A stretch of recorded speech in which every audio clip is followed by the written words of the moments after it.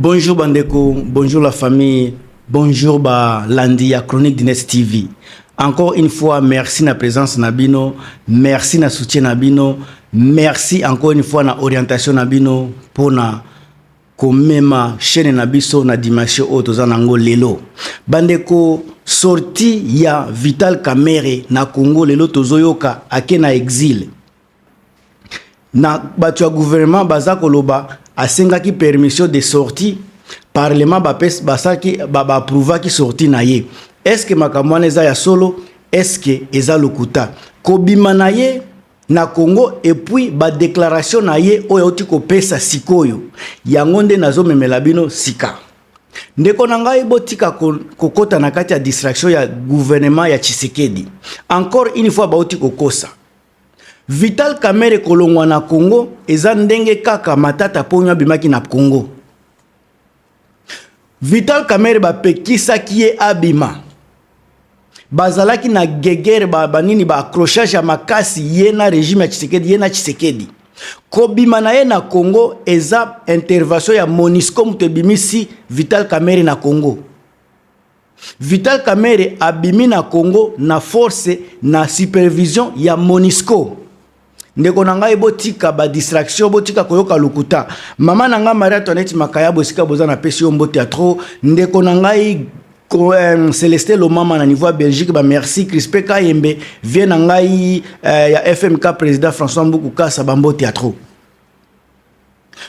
ba déclaration de eza ko choquer ngai mingi koleka sorti ya Vital Kamerhe. Ndenge noti koloba na bino kobima kolongwa ya Vital Kamerhe na Congo, il a fallu intervention ya MONUSCO bango batu babimisi ekuna ezalaki ba charge moko makasi o bazalaki koloba si quelque chose arrivait à Kamerhe lelo ekozala mabe ekobimisa image encore très lourd ya salité na régime ya Tshisekedi et a risqué ko payer très lourd. Alors MONUSCO muto abimisi Vital Kamerhe na Congo pour lelo azala na poto. Est-ce que boyebaki esika aza omona aza kosala vidéo lelo Vital Kamerhe aza na France naza na Paris kala mingi te azokende na Rome azokende kokutana na pape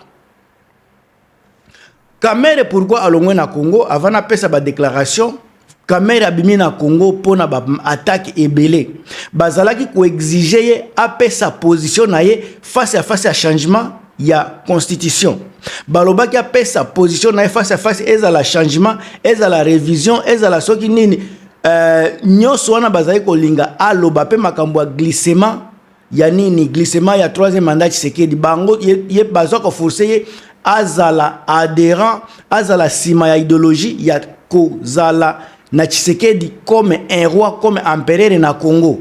Oyo Kamerhe azalaki kobundisa kozala contre nango depuis lelo comme tension ezalaki likolo ezalaki makasi yango bomonaki azalaki évacué par batu ya ONU batu ba évacué ye na mboka na biso ezalaki pe na butu ndeko na ngai makambo eza ebele batu baza koloba makambo ya changement constitution ba révision constitution soki ba makambo ebele wana makambo eza nini ebele awa eloko ya liboso oyo Kamerhe aza koloba déjà na niveau ya libanda bokoyoka ngo kala mingi te. Kamerhe aza kolobela aza ko dénoncer coup d'état constitutionnel. Oui, Kamerhe aza ko dénoncer coup d'état constitutionnel.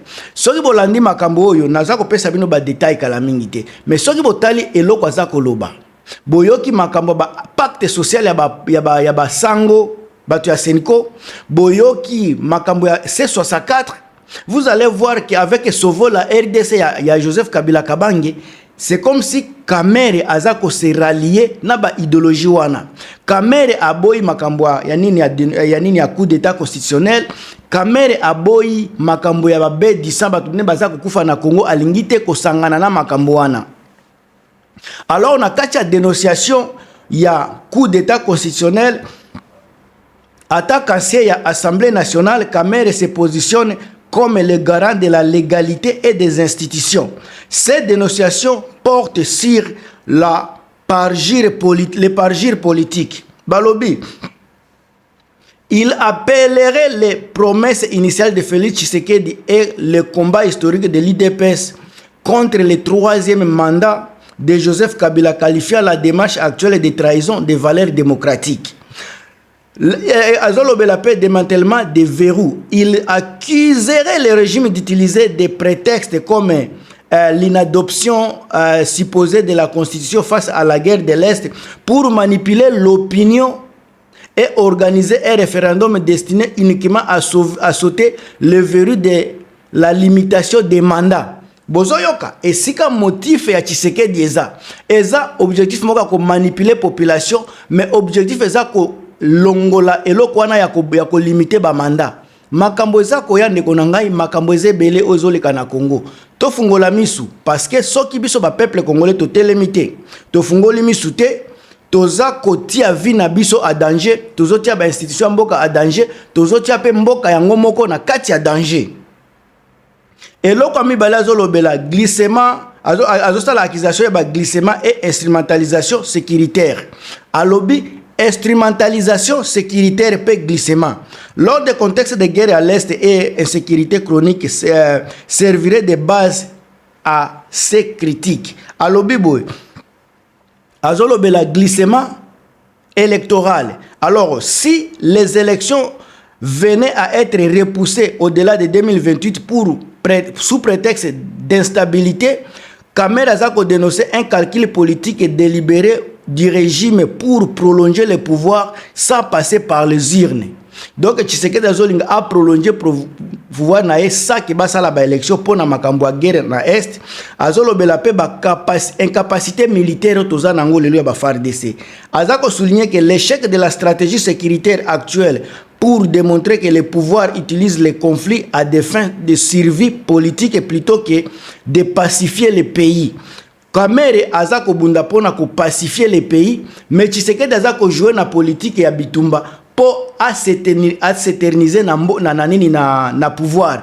Parce que nenga zoloba soki bitumba eza na est moya sala élection ezate yango zolinga pe ko silisa bitumba te po mingi bitumbe kozala selo prétexte na bango akotika la kosala ba élection te parce que mboka eza na bitumba nde selon ndenge Tshisekedi aza koloba wana pe babiloko oyo Kamere azolinga te ndeko na ngai. Alors azako lobela dérive pona dictature moko féroce o ezako s'installer na mboka na biso. La dérive vers une dictature féroce. Ndeko na ngai nazako lobango chaque jour ndenge Tshisekedi azako konzwa mboka. Asi a commis déjà na niveau ko zala roi. Azoyo ke la lisusu mutu te ezaka ka ye na ye. Alors Vital Kamerhe alobi boye azako justifier suite en exil, azako dépendre pouvoir de Kinshasa comme un régime autoritaire qui n'accepte plus aucune voix dissonante. Donc au soko lobi likambu oyo pouvoir azolingate au commis problème, au commis ennemi à nation, au commis congolais à mauvaise qualité. Alors azoloba la répression des alliés. Yepe azako s'inquiéter na ndenge bazako traiter ba opposants. Il se pourrait que on a que regarder directement la pression des alliés. Vital Kamerhe utilise sa propre expérience, sa démission forcée de la présidence de l'Assemblée nationale fin 2025 sous pression des pétitions de l'Union sacrée ou encore ses assises unies judiciaires. Comme preuve que le régime liquide politiquement ou judiciairement tous ceux qui refusent de s'aligner aveuglément sur les projets du troisième mandat. Donc, baza ko éliminer Batou. Ceux qui ont s'aligné contre le troisième mandat, osa parmi Batou bakoboma. Ko éliminer yo. Vital Kamerhe moko azako dénoncer makambo déjà. Donc, le régime à Tshisekedi est un régime moko na dictature féroce. Ceux qui ont boy likambo yazako linga, osa bazako boma yo. Alors, asphyxie de l'espace démocratique. Donc, l'espace démocratique est à sous-souté. Ce qui au petit point de vie, aux problème. Souvenez-vous de Makambouya Moïse Mbie. Souvenez-vous de Makambouya Soki nani oyo asem nani sénateur Bati Lukwebo.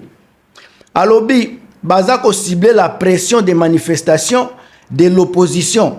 Bazako ça la instrumentalisation de la justice qualifiée de justice aux ordres et les menaces pesant sur les leaders politiques indépendants.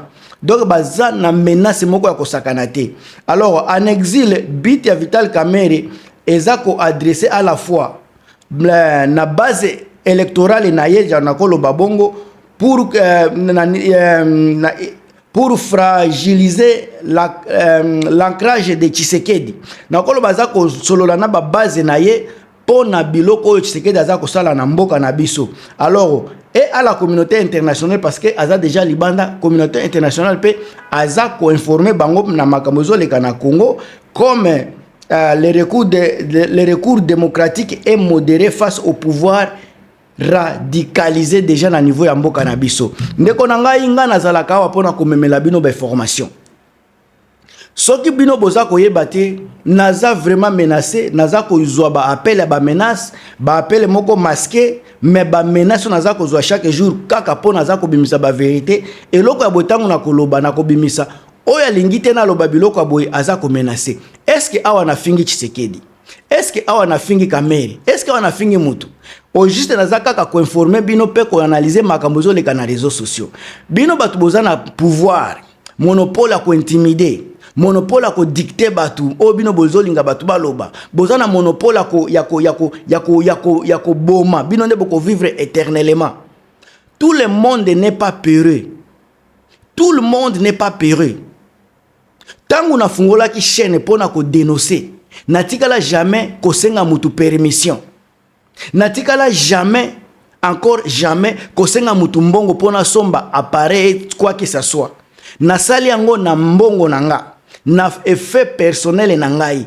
Alors tango boza ko menacer, boza ko intimider, boza ko passer temps na bino inutilement parce que l'homme oyo bozo mona liboso na bino, je ne lâche pas. Tango nazo sala ba émission, naza na conscience, c'est une conscience claire na makambo nyonso naza koloba. Soki bino bozo sepela nango te, ezana ba place ba chaîne oyo ba koloba makambo bino bolingi. Ezana ba chaîne ba komemela bino eloko bino boza nango posa. Mais awa eza place ya vérité. Soki oza muto lingaka flatterie, olingi ba mensonge, awa eza place na yote. Chaîne ya Chronique du Net TV eza chaîne ya vérité, eza chaîne oto lobaka ba vérité absolue. Tobanga cannabis nga na mbanga ka mutute na sala ka makambu avec sincérité, avec vérité, encore une fois honneur na ngai moko.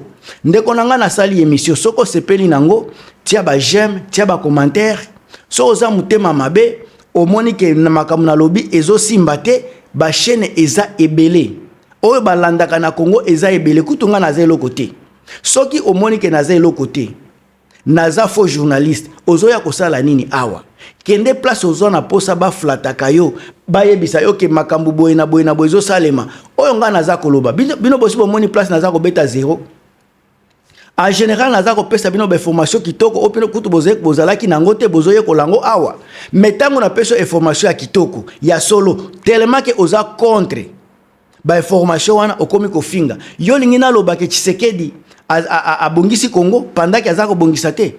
Yo lingina loba ke Tshisekedi aza a bon terme avec ba américain lelo pendant que oyebi bien que ezo simba te. Soki azalaki a bon terme na ba américain, pourquoi ba dili na bango ezo simba te?